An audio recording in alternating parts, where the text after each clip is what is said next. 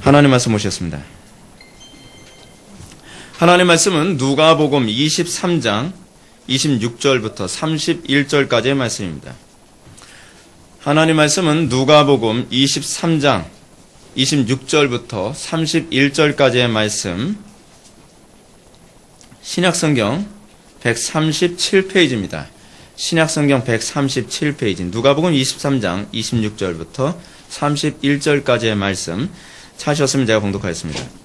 그들이 예수를 끌고 갈 때에 시몬이라는 구레네 사람이 시골에서 오는 것을 붙들어 그에게 십자가를 지워 예수를 따르게 하더라. 또 백성과 및 그를 위하여 가슴을 치며 슬피 우는 여자의 큰 무리가 따라오는지라. 예수께서 돌이켜 그들을 향하여 이르시되 예루살렘의 딸들아, 나를 위하여 울지 말고 너희와 너희 자녀를 위하여 울라. 보라, 날이 이르면 사람이 말하기를 잉태하지 못하는 이와 해산하지 못하는 배와 먹이지 못한 젖이 복이 있다 하리라. 그때 사람이 산들을 대하여 우리 위에 무너지라 하며 작은 산들을 대하여 우리를 덮으라 하리라. 푸른 나무에도 이같이 하거든 마른 나무에는 어떻게 되리요 하시니라. 아멘. 이 시간은 누가복음 187번째 강해가 되겠습니다. 너희와 너희 자녀를 위해 울라라는 제목으로 하나님 말씀 증거하도록 하겠습니다. 너희와 너희 자녀를 위하여 울라. 우리는 지난 시간에 우리의 죄를 위해서 죄인들의 죄를 대신 전가받아 속죄의 제물 대신 이 어린 양 예수님의 모습을 살펴봤습니다. 여러분, 예수님이 어린 양, 이 인류의 모든 죄를 대신 지시는 속죄의 어린 양으로 부름받았다라고 하는 이 부분은 여러분들이 잘 알고 있는 것처럼 세례 요한의 이 세례 사건에서도 잘 나타납니다. 예수님께서 세례 요한에게 세례를 받기 위해 요단강에 오셨을 때에 세례 요한이 예수님을 향해서 뭐라고 얘기합니까? 보라, 세상 죄를 지고 가는 하나님의 어린 양이로다. 예수님이 어떤 분이시라고요? 제사를 위해서 준비된 어린 양이라는 겁니다.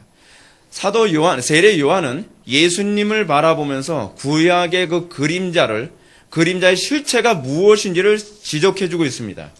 그래서 여러분, 세례 요한의 탁월함, 그 탁월함 때문에 세례 요한은 뭐라고 얘기합니까? 구약의 선지자 중에 가장 탁월한, 여자가 낳은 자 중에 가장 탁월한 자다라는 표현하는 이유가 바로 거기 있습니다. 세례 요한만이 예수님을 보고 그가 세상 죄를 지어가는 하나님의 어린 양이라는 것을 정확하게 지적합니다. 그리고 세례 요한만이 세상 죄를 지어가는 하나님의 어린 양을 실체를 직접 목도한 마지막 선지자이기도 합니다. 자, 예수님은 죄인들의 죄를 대신 짊어지기 위해서 자신의 정당함을 변호하지 않았습니다. 여러분, 이 모습이 얼마나 좀 독특한 모습인지 아십니까? 하나님의 영광을 위해서, 아버지의 뜻을 위해서 자기 자신을 전혀 변호하지 않습니다. 왜냐하면 여러분들이 잘 알고 계신 것처럼 예수님이 당신 자신을 변호하려고 하신다면 예수님은 얼마든지 그 자리에서 풀려날 수 있는 분이시기 때문에 그렇습니다. 예수님이 무능해서 거기에 붙잡힌 게 아니십니다. 예수님은 능력이 있음에도 불구하고 스스로 자기 자신을 변호하기를 거절하신 겁니다. 여러분, 이 부분과 관련해서 예수님의 모습을 교회에서 딱 보게 되어지는 사건이 하나 있습니다. 어딘지 아십니까? 사도 바울의 삶입니다. 사도 바울은 얼마든지 감옥 생활을 풀려날 수 있는 그 위치임에도 불구하고 자기 자신을 위해서 변호를 하지 않습니다. 그는 여전히 감옥 생활을 살아갑니다. 왜 그렇죠? 하나님의 영광을 위해서. 여러분, 그것과 관련해서 사도 바울이 또 얘기했던 부분이 있습니다. 고린도 교회를 향해서 뭐라고 얘기하죠? 너희들이 억울하다고 해서 교회의 문제를 가지고 세상의 법정에 가겠느냐? 사도 바울이 뭐라고 얘기합니까? 좀 당해라. 손해를 봐라. 하나님의 영광을 위해서 손해볼 수 없더냐라고 얘기합니다. 여러분, 그게 누가 그렇게 사셨죠? 예수님이 그렇게 사신 거예요. 예수님이 아버지의 뜻을 이루기 위해서, 더 정확히 얘기한다면 우리의 죄를 대신 지시고 우리를 구원하시기 위해서 얼마든지 당신 자신을 변호할 수 있으심에도 불구하고 예수님은 당신 자신을 변호하지 않으셨습니다. 만약에 예수님이 당신 자신을 변호하셨다면 그래서 예수님은 물론 십자가에 못 박혀 죽지도 않으셨겠지만 거의 바라바도 자기 죄 때문에 죽었어야만 했을 것입니다. 자, 그런데 예수님은 의도적으로 당신 자신의 죄를 변호하지 않습니다. 그래서 모든 사람들이 예수님을 보면서 뭐라고 얘기하죠? 기이하다라고 얘기하지 않습니까? 자기 자신을 얼마든지 변호할 수 있는 능력이 있는 분이라는 걸 누구나 다 알고 있는 거예요. 수많은 바리새인들, 그리고 제사장들, 사두개인들이 예수님을 어찌하든지 죽이려고 가지 내려놨었을 때에 예수님은 말 한마디로 그 사람들을 완전히 무참하게 내리꺾었던 분이셨습니다. 근데 예수님은 정작 그 재판장 앞에서 하나님의 영광을 위해 스스로 억울함을 감수하셨습니다. 여러분, 인생 살면서 우리가 하나님의 영광과 억울함이라고 하는 두 가지 문제에 봉착했을 때 하나님께서 우리들에게 뭘 요구하시는지 분명하게 보이지 않습니까? 우리가 하나님의 영광 위해서 억울함을 감수하는 것 또한 이 십자가의 한 부분입니다. 이것이 신앙의 한 부분이다. 왜냐하면 이것을 왜 신앙의 한 부분이라고 얘기하냐면 이게 예수님께서 보여주신 마지막 아담의 형상이기 때문에 그렇습니다. 우리가 연합되어져야 될 부분이고 우리에게서 나타나야 될 모습입니다. 그것이 바로 세상 죄를 제어하신 하나님의 어린 양 예수님이 우리들에게 보여주신 부분이죠. 그래서 예수님은 이것 때문에 마치 도사장에 끌려가는 순한 그 양처럼 유죄 선고를 그대로 받으셨습니다. 이런 모습을 선지자 이사야는 이렇게 얘기합니다. 우리는 다 양 같아서 그릇 행하여 각기 제 길로 갔거늘 여호와께서는 우리 모두의 죄악을 그에게 담당시키셨도다. 그런데 예수님이 이런 모습을 보면서 수많은 사람들은 선지자 이사야의 예언처럼 그는 징벌을 받아 하나님께 맞으며 고난을 당한다고 생각합니다. 그 역사적 사건 가운데 있었던 사람들은 예수님을 그렇게 오해했던 사람들이 많이 있어요. 그래, 저주를 받아서 저렇게 고난당하는 거지. 예수님이 아주 무참하게 고통을 당하지 않았습니까? 누가복음에서는 예수님이 로마 병정들에게 어떻게 고통당하는지를 기록하고 있지 않습니다. 왜냐하면 공교롭게도 누가복음의 기록 대상이 이방인들이기 때문에 그들에게 이런 부분 때문에 고통스럽게 하지 않기 위해서 의도적으로 로마인들이 예수님에게 침을 뱉고 따귀를 때리고 예수님을 농락했던 그런 사건들, 그런 부분을 싹 생략을 해버렸어요. 그리고 예수님이 곧바로 이 십자가를 지고 골고다를 향해서 걸어가는 장면으로 다이렉트로 넘어갑니다. 근데 우리가 마태복음을 보게 되면 예수님이 얼마나 치욕스러울 정도로 고통당했는지 알 수 있습니다. 그러면서 많은 사람들이 예수님이 마치 징벌을 받아서 하나님께 맞으며 고난을 당한다라고 생각했던 것이죠. 여러분들이 이걸 아셔야만 합니다. 여러분들이 만약에 예수님 당시에 여러분들이 태어나서 예수님이 순환당하고 십자가에 못 박히신 그 장면을 봤을 때 여러분들은 과연 그 역사적 사건을 제대로 해석할 수 있었을까요? 못했을 겁니다. 그것을 제대로 해석할 수 있도록 하나의 또 다른 소스를 우리들에게 제공하셨는데 그것이 뭐냐면 이 바라바가 풀려나게 되는 장면입니다. 이 사건을 통해서 너희들의 구속이 어떤 의미인지 아냐? 내가 십자가에 못 박혀 내가 고난을 당하고 십자가에 못 박혀 죽임을 당하는 이 사건이 무엇인지 내가 설명해 주겠다라고 하는 것이 바로 바라바 사건인 것입니다. 여러분들이 그 순환을 당해야 되는 자리에 있는 거예요. 원래 여러분들이 그 멸시와 천대를 받아야만 하는 것이고 여러분들이 그 십자가의 모진 고통에서 피를 쏟으며 죽었어야 되는 자리가 바로 우리의 자리였다는 것입니다. 바라바의 자리가 우리의 자리였어요. 그런데 예수님께서는 우리를 구원하시기 위해서 그 모든 저주를 우리가 받아야 될 저주를 대신 받으셨다는 것을 그 사건을 통해 그대로 우리에게 보여주고 있는 것입니다. 이 사건을 통해서 우리는 구약의 제사가 어떻게 예수님이 순환과 죽으심 사건을 예표하였는지 뿐만 아니라 동시에 그 예표가 어떻게 그대로 실체화되었는지를 우리는 지난 시간에 잘 살펴봤습니다. 이제 우리는 지난 시간에 이어서 십자가의 형벌을 받으시기 위해서 형장으로 끌려가는 예수님의 모습을 이제 우리는 살펴보게 됩니다. 26절부터 27절의 말씀을 다 같이 한번 읽어보실까요? 시작.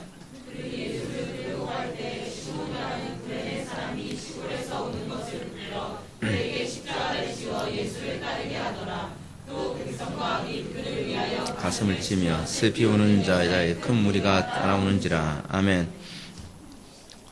여러분, 우리는 기독교 역사에서 가장 위대한 사건을 지금 우리는 살펴보고 있습니다.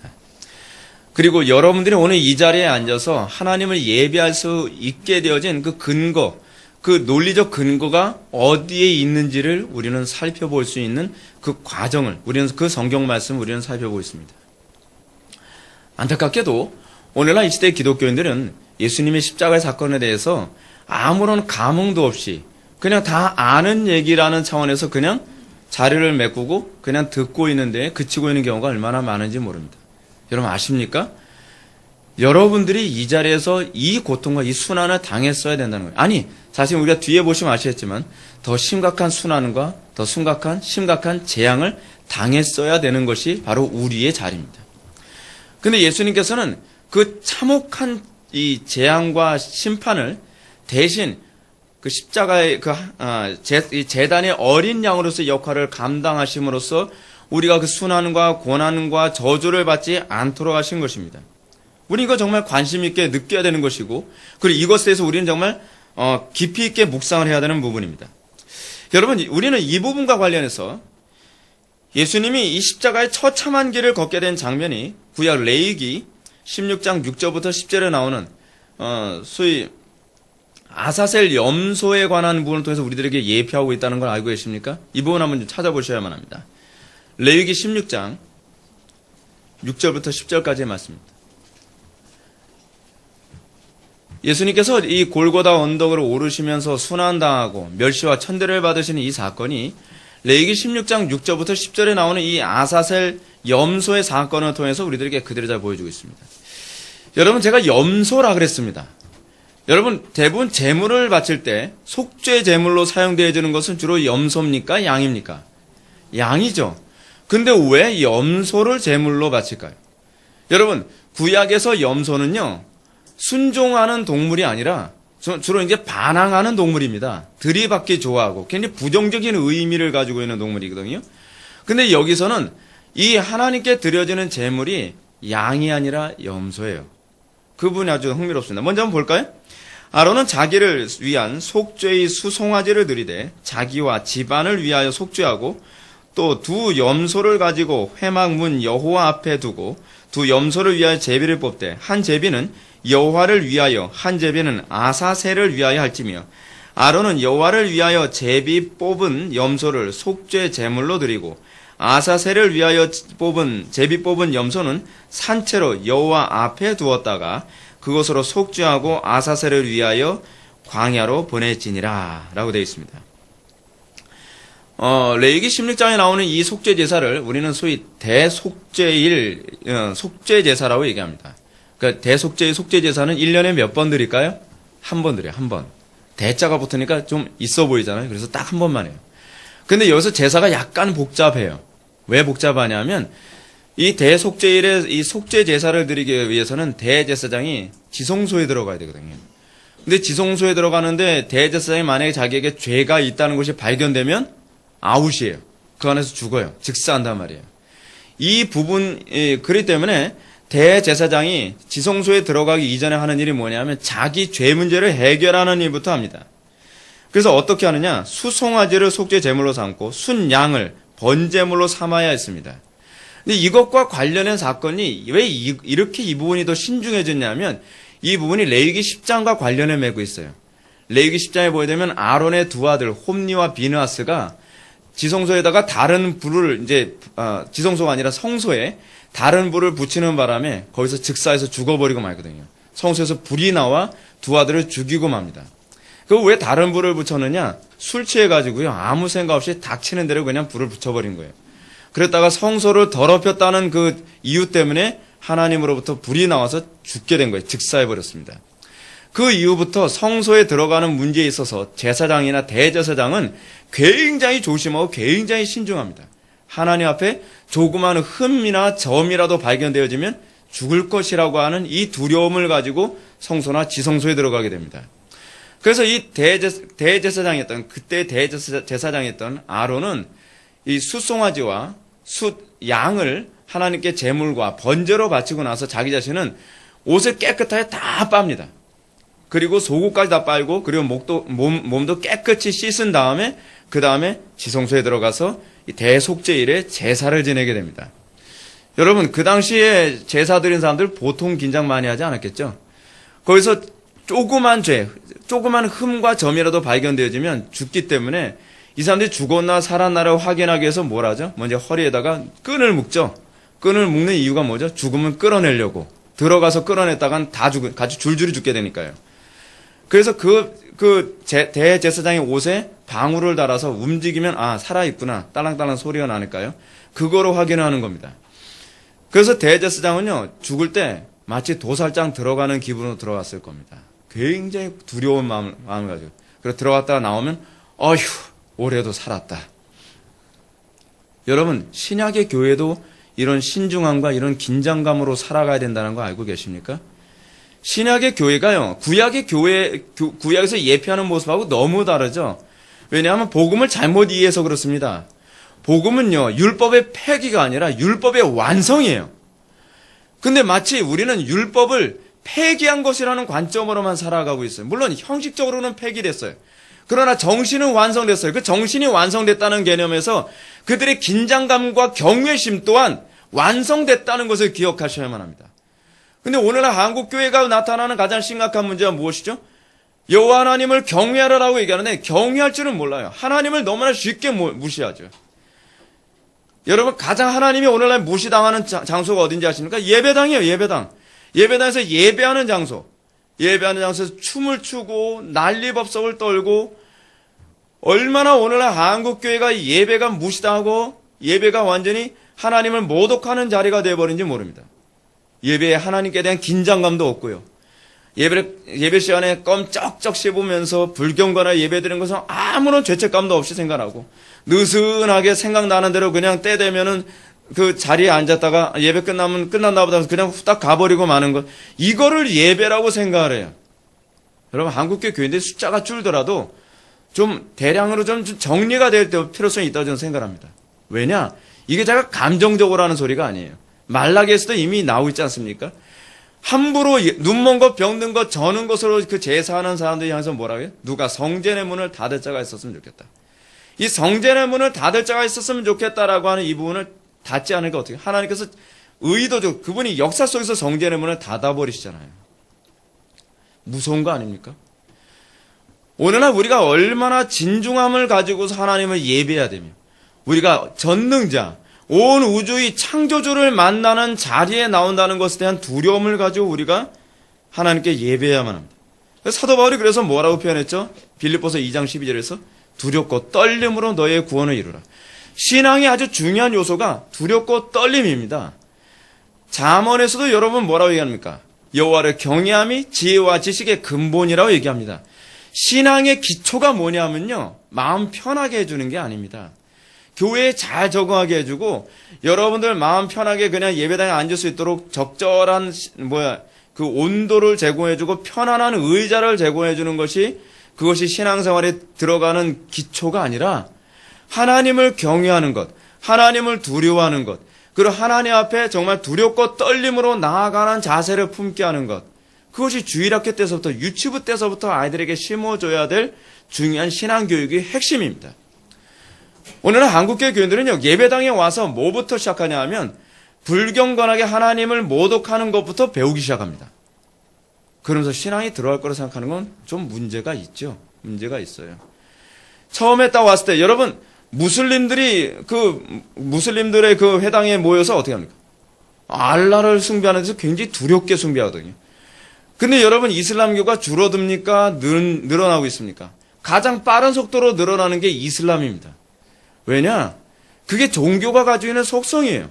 자기가 섬기는 신에 대한 존중과 두려움을 가질 때 그 종교가 사실은 그래야 성장을 하고 그래야 정말 영광을 받으시는 거예요. 오늘날 기독교야말로 가장 모독당하는 종교라고 생각해요. 어느 종교가 과연 이렇게 예배를 어수선하고 느슨하게 드립니까? 여러분, 우리가 하나님을 경외하는 것부터 시작해야 아이들에게 진짜 믿음이 들어갑니다. 거기서부터 시작해야 여러분들에게 믿음이 들어갑니다. 신앙은 거기서부터 출발하는 것입니다. 즉, 성도는 왕이요, 제사장이요, 선제로 부름받은 존재들이지만 만일 하나라도 우리가 그리스도의 의로 철저히 무장되지 않으면 내가 마치 버림받을까 두려워하노라 라고 하는 이런 긴장감을 가지고 신앙생활을 하는 것입니다.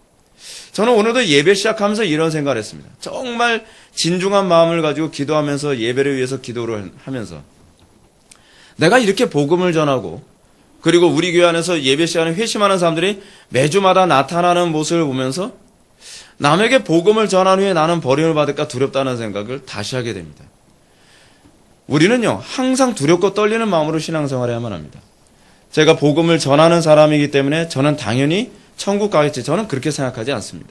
저는 더욱더 신중하고 조심스럽게 나와 하나님과의 관계에 대해서 더 점검하게 됩니다. 여러분, 고린도후서 5장 2절부터 3절을 보면 사도 바울이 이렇게 얘기합니다. 참으로 우리가 여기서 탄식하며 하늘로부터 오는 우리 처소로 덧입기를 간절히 사모하느라 이렇게 이 부분 우리가 벗은 자들로 발견되지 않으려 함이라. 이 땅에서 우리가 살아가는 존재, 나는 입은 존재라고 하는 것 가지고서 떵떵거리면서 느슨하고 안일하게 살아가는 존재가 아니라 마치 우리가 만의 하나라도 할지라도 우리가 하나님 앞에 벗은 자로 발견될까봐 두렵고 떨림으로 살아가게 되는 것. 이것이 이 땅에서 신앙생활하는, 그리고 성령께서 우리에게 주는 성령의 조명의 특징입니다. 그래서 제가 여러분한테 우리 홈페이지에다도 제가 칼럼을 기록하면서 그러지 않았습니까? 구원의 확신과 불확실성이라고 얘기하잖아요. 신앙은 이 긴장관계에 있습니다. 확신만 있는 것이 아니라 불확신이라고 하는 영역도 성령의 사역입니다. 왜냐하면 이걸 통해 성도가 이 땅을 살아가면서 긴장감을 늦추지 않고 항상 하나님을 경외하며 두려워하며 살아가도록 만든 하나님의 안전장치이기 때문에 그렇습니다. 하여튼 이렇게 대제사장의 속죄를 위해서 수송아지와 숫양을 제물로 드린 후에 또 다른 제물이 또 준비되어집니다. 이것은 이스라엘 백성들을 향해서 준비된 제물입니다. 그 하나는 두 개가 이제 순염소인데 제가 왜 이것이 염소인가 관해서 제가 설명을 안 드렸죠. 그 이유가 뭐냐면 염소는 죄악과 심판의 대상이거든요. 그래서 마지막 때 여러분들 마태복음 25장에 되면 하나님께서 심판하실 때 양과 염소로 나누신다 그러잖아요. 양과 염소로. 양은 구원을 받고 염소는 심판을 받는 대상을 설명하지 않습니까? 그러면 왜 염소인가? 왜 예수님이 염소로 예표되는가? 세상의 저주를 다 짊어지시기 때문에 그렇습니다. 예수님께서 세상의 저주, 우리가 염소로 취급되어져서 우리가 받아야 될 그 징계를 예수님이 대신 염소로 취급되어져서 이 심판과 재앙을 받으시는 것입니다. 근데 이 심판과 재앙을 받기 위해서 두 마리의 염소가 준비되어지는데 이 두 마리의 염소를 제비 뽑기 위해서 이 칼피라고 하는 항아리 속에다가 두 개의 이 제비를 집어넣습니다. 그리고 칼피를 흔들고 그리고 제사장은 그 항아리 속에 두 개의 그 제비를 딱 들어서 꺼낸 이후에 하나의 염소 또 다른 염소의 머리에 딱 올려놓고 딱 핍니다. 딱 폈을 때 소위 그 히브리어로 이렇게 돼 있어요. 라 예호와, 그러니까 여호와 뭐 이런 개념이죠. 여호와를 위하여. 또 하나 뭐냐면 라 아자젤 이렇게 해서 그 아사셀 염소를 위하여라는 이 개념이 딱 나오는 거예요. 그래서 라 예호와로 이렇게 선택되어진 염소는 하나님께 제물로 각이 떠져서 소위 이스라엘 백성들의 죄를 속죄하기 위해 번제로 바쳐집니다. 그리고 라 아자젤이라고 하는 이 염소는 이 뿔에다가 빨간 그 천을 묶고서 광야로 내쫓김을 당하게 됩니다. 광야로 내쫓김을 당하는 이유가 뭐냐면 광야의 야수들에게 물어 뜯기고 그리고 도망다니고 고통당하면서 피 흘려서 서서히 죽게 되어지는 예수님의 모습을 그대로 예표하고 있는 것입니다. 예수님이 단순히 그러니까 이 두 개의 사건은 예수님의 두 가지의 우리의 죄를 위해서 받는 제사의 사건을 잘 묘사해 주는데 하나는 십자가의 처형 사건에서 라 예호와라고 하는 염소의 처형 사건을 잘 보여주고 라 아자젤이라고 하는 이 아사셀 염소는 예수님이 십자가를 지기 이전부터 십자가에 못 박혀 돌아가시기 전까지 순환과 천대와 멸시와 채찍질 당함과 그리고 가시면류관 씌어짐 당하는 이 고통스러운 과정을 라 아자젤이라고 하는 이 아사셀 염소를 통하여서 그대로 예표하고 있는 것입니다. 얼마나 공포스러웠을까요? 얼마나 괴로웠을까요? 얼마나 참기 힘들었을까요? 예수님이 채찍에 맞을 때 그 채찍이 어떤 채찍이라 했죠? 채찍이 6가닥인가요? 7가닥으로 된 채찍인데 거기에 짐승의 뼈를 끝에다가 매달아 놨어요. 그래서 채찍으로 딱 치게 되면 이게 감기면서 끝부분이 그 죄수의 몸에 가서 박히게 됩니다. 잡아 당기게 되면 살이 찢어지면서 이게 채찍이 풀리거든요.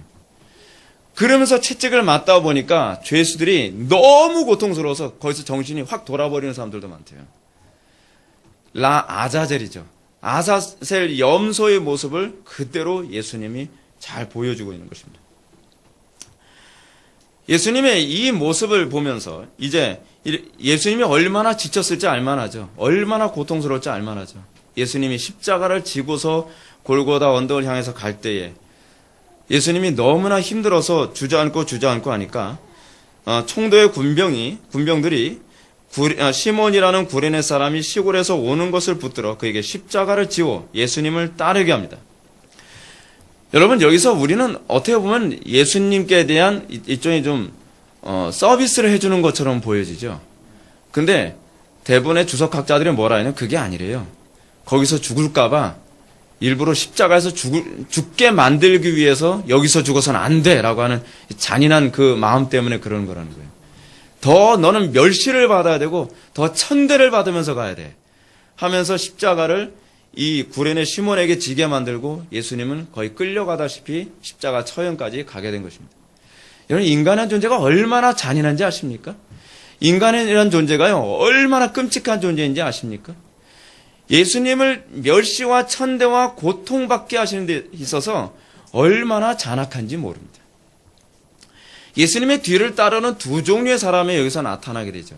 한 명은 어떻게 그 시골에서 오다가 붙들려서 예수님의 십자가를 지게 된 구레네 사람 시몬. 이 구레네 사람 시몬이라고 하는 사람이 나중에 이제 성경에 또 나오게 되는데 아마 이 사람은 예수님을 믿고 회심하여 그 공동체에 있게 된 것이라고 이렇게 보여집니다. 왜냐하면 이 시몬이라는 사람에 대한 출처가 너무 분명하기 때문에 잠깐 있다가 사라진 사람이 아니라는 것을 알 수 있죠. 그리고 또 예수님의 뒤를 따르는 사람이 나옵니다. 가슴을 치며 슬피 우는 여자들의 큰 무리입니다.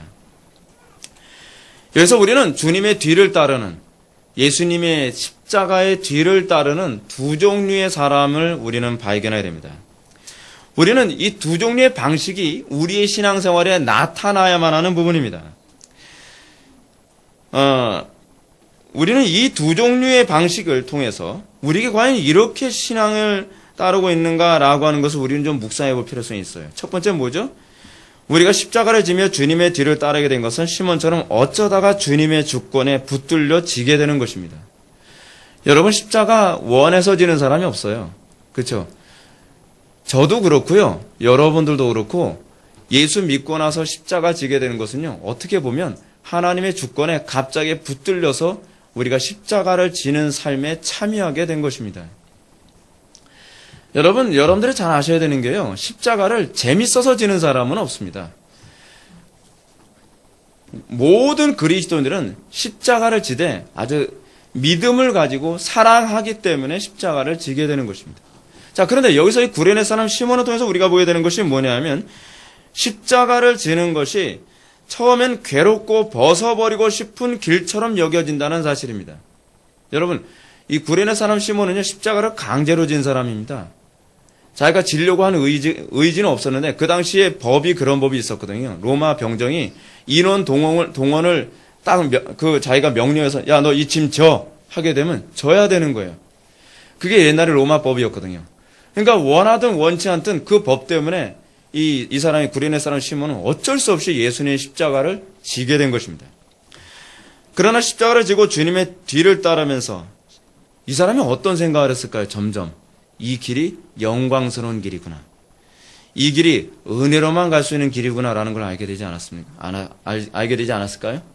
이 사람은 죄인이 아니라는 선언을 계속적으로 많은 백부장들도 하고 수많은 사람들이 하지 않습니까? 구레네 사람 시몬도 예수님의 뒤를 따르면서 십자가를 대신 지면서 예수님의 뒤를 따르면서 이 사람은 죄인이 아니구나.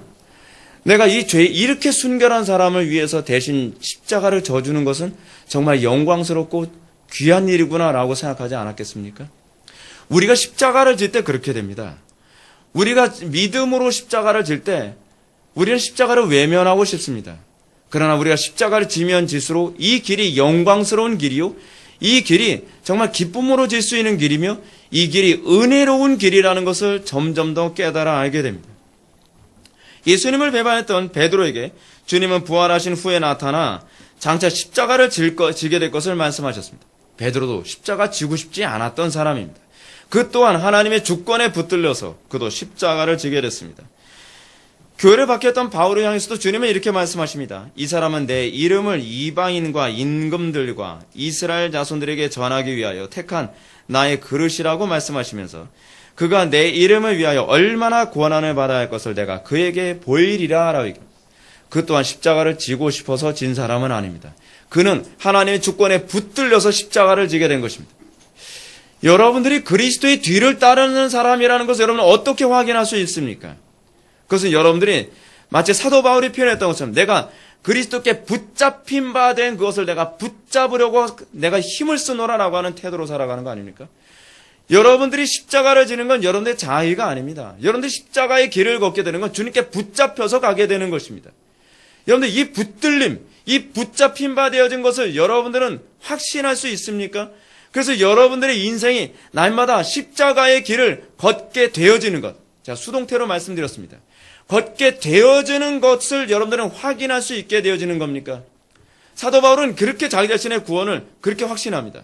내가 그리스도께 붙들림 바 되어진 그것을 통해서 내가 구원받았구나. 내가 하나님께 붙들림 바 되었구나. 내가 하나님의 자녀 되었구나 라고 하는 것을 그가 확인할 수 있게 되었다는 것입니다.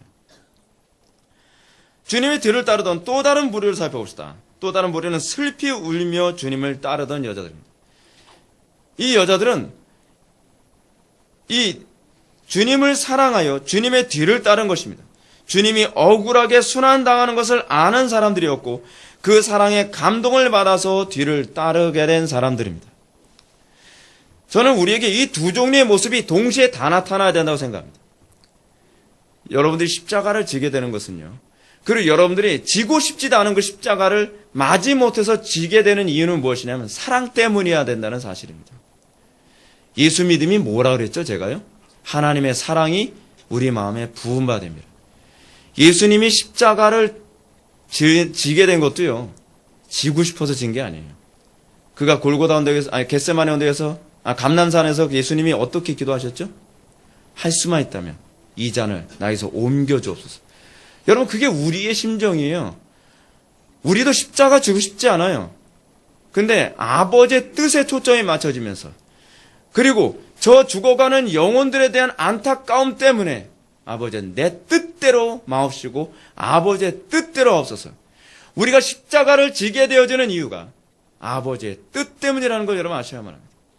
그래서 여러분 찰스 아치 같은 사람, 존 머리 같은 사람들은 뭐라 하니까 이거 수동적 순종이라는 표현을 사용하고 있잖아요.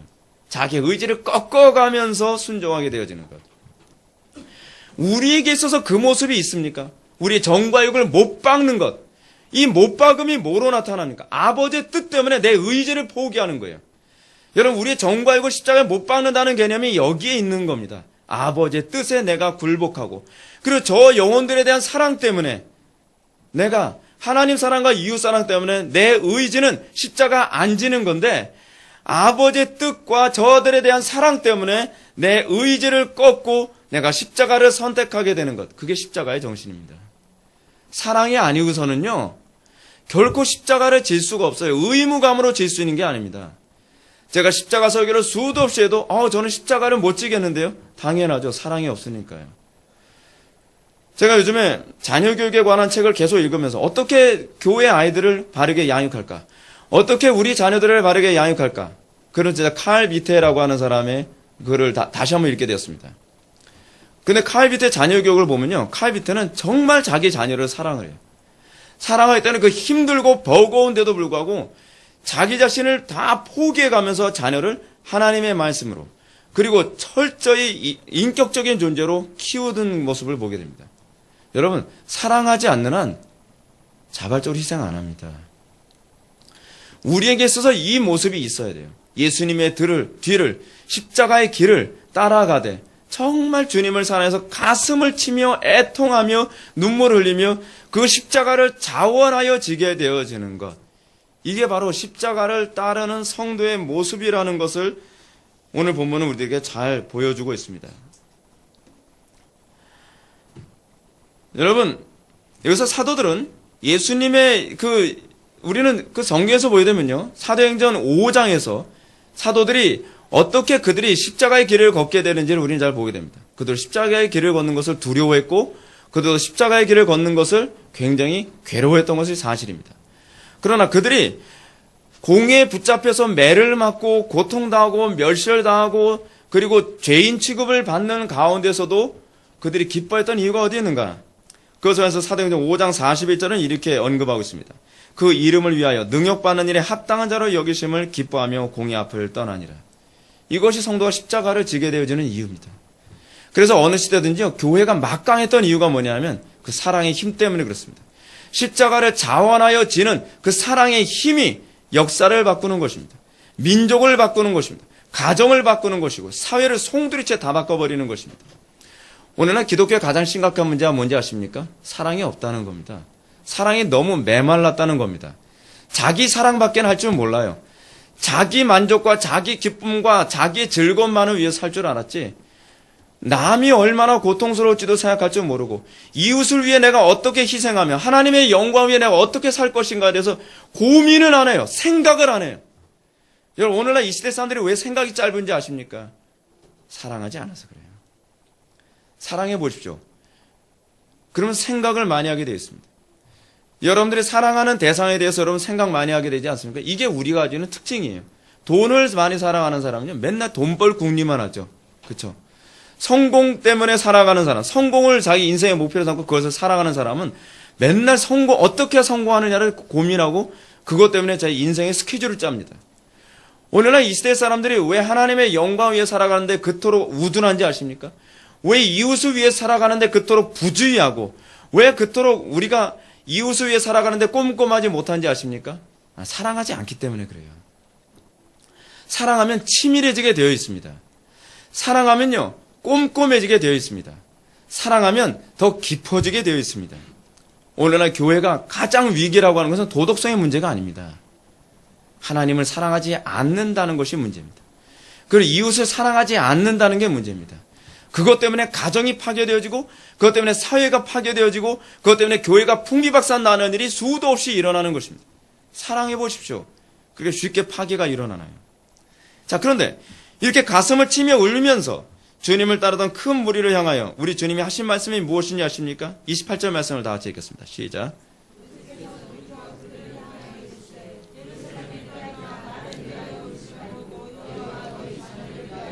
아멘. 그래서 주님은 고난당하는 자신을 보며 가슴을 치며 우는 여자들을 향해서 예루살렘의 딸들아 나를 위하여 울지 말라 이렇게 말씀하십니다. 왜 예수님을 위해서 울지 말라고 하시는 것이죠? 그 이유를 예수님이 이렇게 말씀하십니다. 너희와 너희 자녀들을 위해서 지금 울 때이기 때문이다 라고 말씀하고 계십니다. 여러분 예수님께서 보실 때에 당신을 동정하시고 그리고 예수님의 고통 때문에 고통을 보면서 안타까워서 울고 있는 모습 보면 고맙다라고 얘기하고 싶지 않겠습니까? 우리는 예수님에게서 볼 수 있는 아주 중요한 교훈이 하나 있습니다. 그것이 뭐냐면 자기의 고통보다 다른 사람의 고통을 더 먼저 볼 줄 알았다는 것입니다. 이게 마지막 아담의 모습입니다. 여러분 우리는 우리의 쾌락과 우리의 즐거움 위해서 남을 괴롭게 만드는 일에 굉장히 익숙한 시대에 살고 있지 않습니까? 오늘은 여러분 이즈메라고 하는 거 굉장히 많죠. 학교 안에서 이즈메가 굉장히 많죠. 이즈메라는 말이 일본 말이잖아요. 따돌림이라는 말의 그 일본 말인데 따돌리고 막 학대하고 괴롭히는 것을 요즘 아이들은 굉장히 즐거워합니다.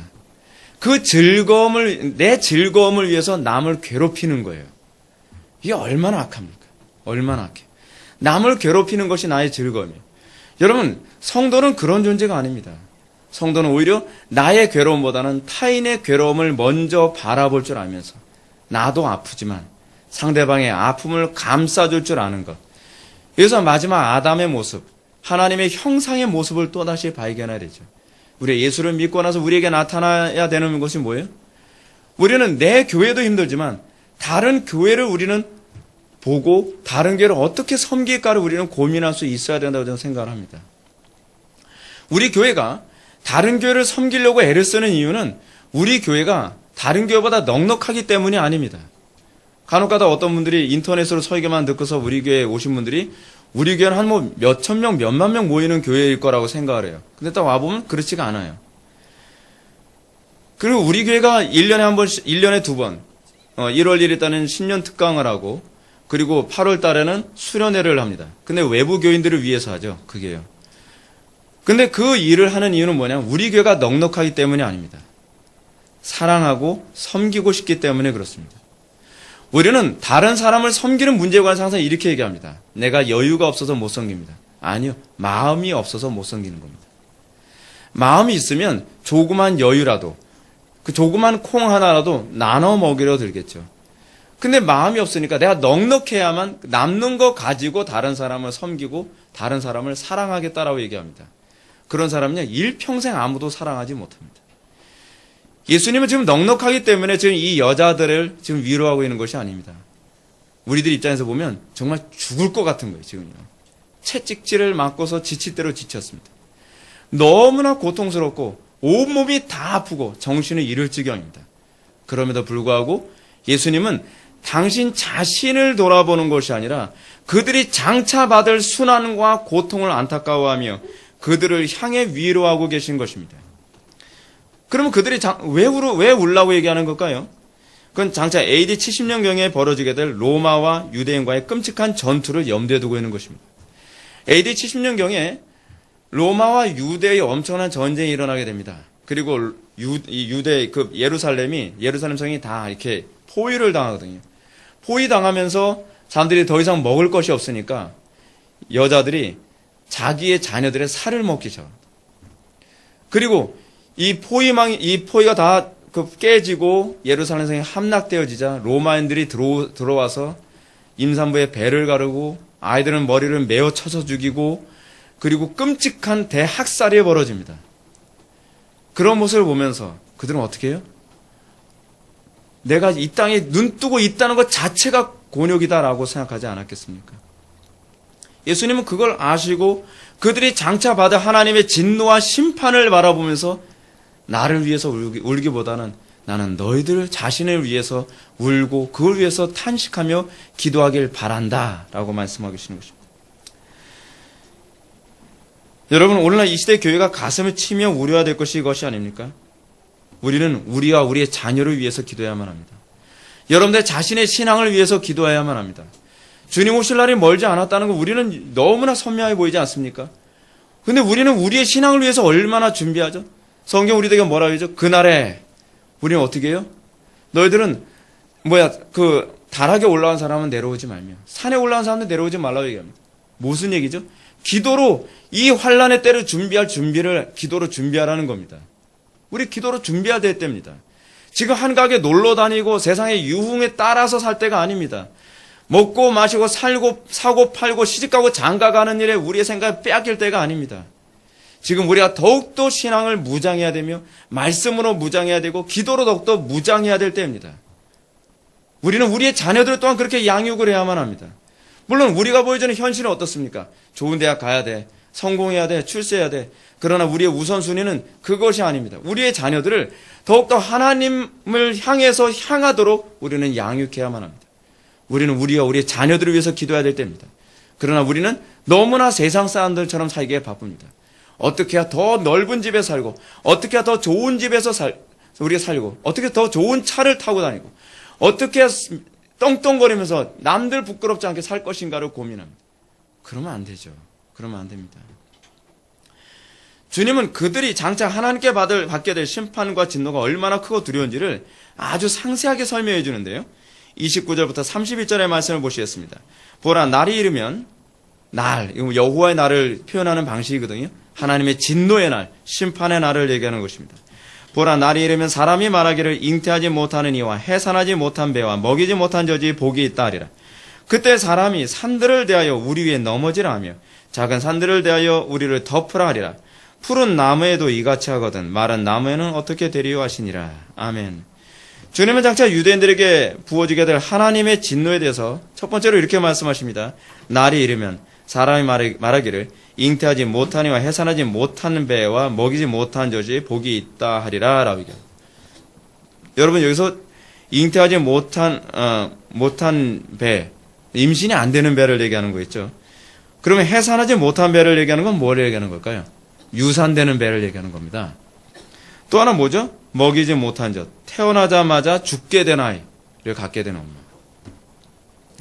유대 사회 안에서 가장 저주받은 사람들의 한 명입니다. 왜냐하면 유대 사회 안에서는 자녀를 많이 낳은 다산이 일종의 하나님의 축복의 기준이 되기도 하거든요. 근데 이런 사람이 복이 있다리라라고 하는 것은 무슨 얘기입니까? 자기의 자녀의 죽음을 목도하지 않게 되니, 끔찍하게 죽게 되는 자기 자녀의 죽음을 목도하지 않게 되니, 아, 나는 복이 있다라고 위로를 받게 될 거라는 것이죠.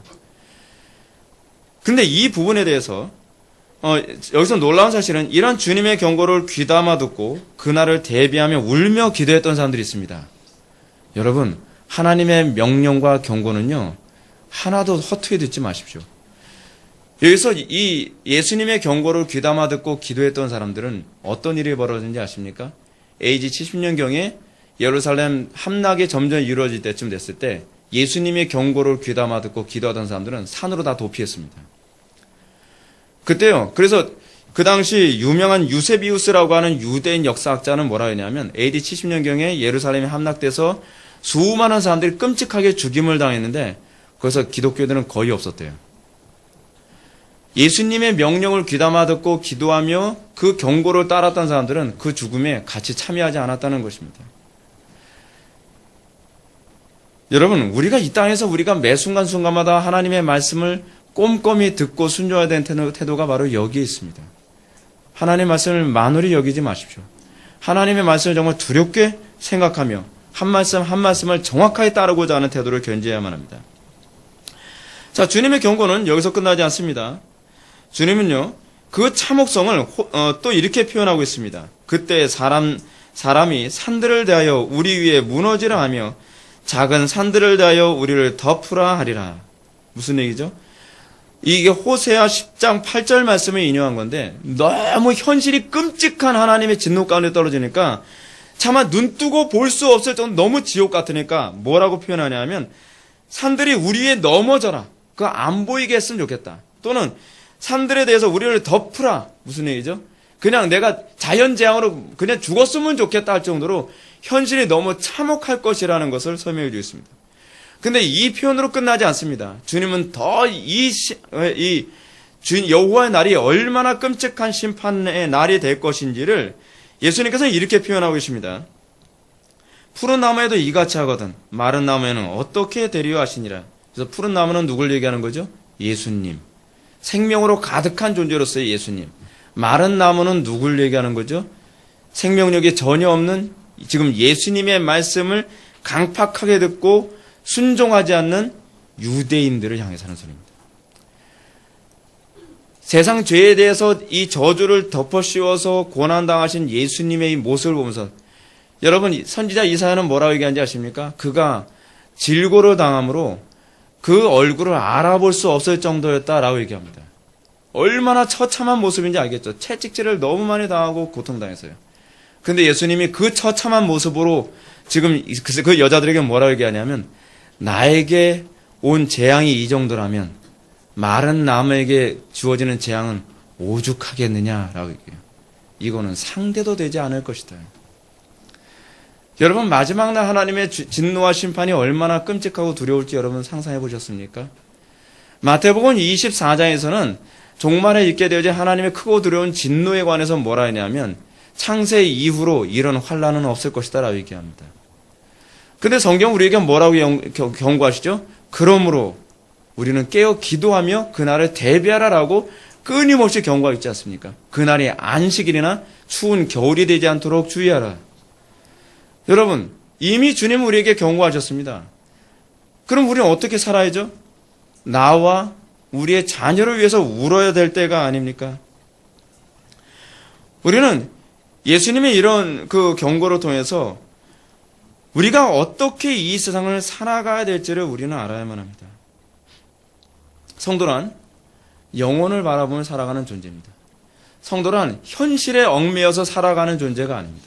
성도란 하나님의 경고를 염두에 두고 현실 때문에 어쩔 수 없어요라고 살아가는 존재가 아니라 하나님의 명령 때문에 현실을 극복하며 현실을 넘어가며 아버지의 뜻대로 살아가는 데 초점을 맞추는 사람이 성도인 것을 믿으시기 바랍니다. 모르겠습니다. 우리 회복의 교회를 통해서 하나님께서 어떻게 주님께서 영광을 받으실지 모르지만 제가 할 수 있는 한 제가 목회를 하면서 항상 관심을 갖는 것이 뭐냐면 우리 회복의 교회가 이 마지막 때에 이 정말 믿음이 피난처 역할을 제대로 감당할 수 있었으면 좋겠다는 것이 제 소망입니다.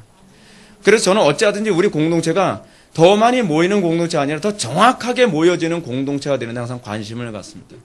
사랑하는 성도 여러분, 우리가 오늘 이 시간 이 예수님의 순환의 사건을 우리가 염두에 두면서 주님의 경고를 듣고 항상 대비하듯이 살아갔으면 좋겠습니다. 그날과 그때가 언제 될지 우리는 알 수 없습니다. 예수님께서 AD 70년경에 일어나게 될 크고 두려운 진노에 관해서 언제라고는 말씀하지 않으셨습니다. 그러나 그날이 곧 오게 될 것이라고 하는 것을 넌지시 그들에게 알려주셨습니다.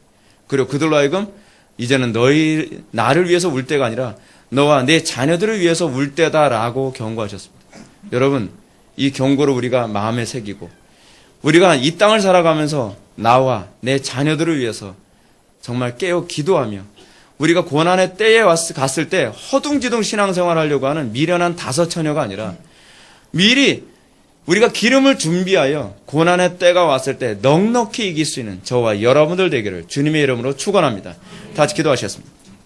사랑이 많으신 하나님 아버지, 우리가 오늘 이 시간 예수님의 순환의 사건을 우리가 묵상하면서 우리가 이 시대를 과연 어떻게 살아가야 될 것인지를 다시 한번 묵상하게 됩니다. 아버지 하나님, 지금은 나와 내 자녀들을 위해서 마음을 찢으며 울며 기도할 때인 줄 압니다. 우리가 주님의 경고를 우리가 소홀히 여기지 않게 하여 주시고 이것을 마음에 새기며 우리가 주님의 크고 두려운 진노의 때를 대비하듯이 살아갈 수 있는 우리 사랑하는 성도들과 제가 될 수 있도록 은혜 베풀어 주옵소서. 사도 바울이 두렵고 떨림으로 너의 구원을 이루어가라라고 명령했던 것처럼 우리가 날마다 그 경외심으로 우리의 구원을 이루어가는 성도들 되게 하여 주옵소서. 예수님의 거룩하신 이름으로 기도드립나이다. 아멘.